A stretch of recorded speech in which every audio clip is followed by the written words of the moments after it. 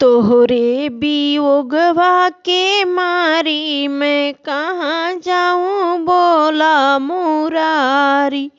तोहरे वियोगवा के मारी मैं कहाँ जाऊँ बोला मुरारी।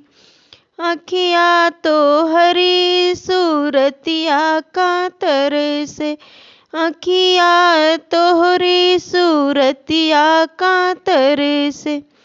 रोई रोई काहे तोरी नारी मैं कहाँ जाऊँ बोला मुरारी।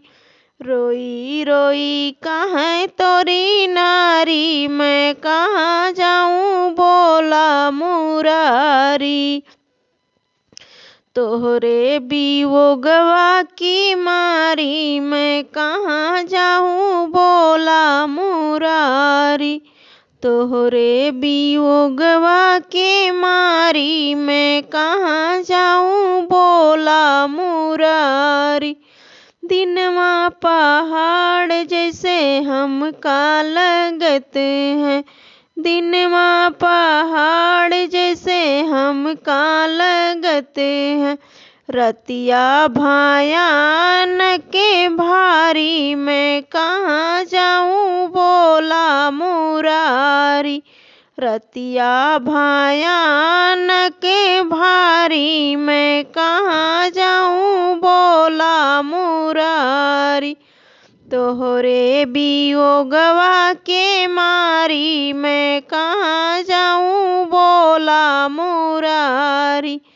तोहरे वियोगवा के मारी मैं कहाँ जाऊँ बोला मुरारी। भोरवा बड़रिया पे कागा बोलत हैं, भोरवा बड़रिया पे कागा बोलत। पपीहा पिया का पुकारी मैं कहाँ जाऊँ बोला मुरारी। पपीहा पिया का पुकारी मैं कहाँ जाऊँ बोला मुरारी। तोहरे वियोगवा के मारी मैं कहाँ जाऊँ बोला मुरारी।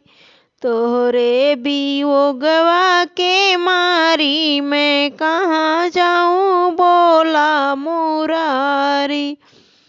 यशोदा के लाल नंद जी के बेटा, यशोदा के लाल नंद जी के बेटा। दुख दिया बहुत ही भारी मैं कहाँ जाऊँ बोला मुरारी। दुख दिया बहुत ही भारी मैं कहाँ जाऊँ बोला मुरारी। तोहरे वियोगवा के मारी मैं कहाँ जाऊँ बोला मुरारी। तोहरे वियोगवा के मारी मैं कहाँ जाऊँ बोला मुरारी।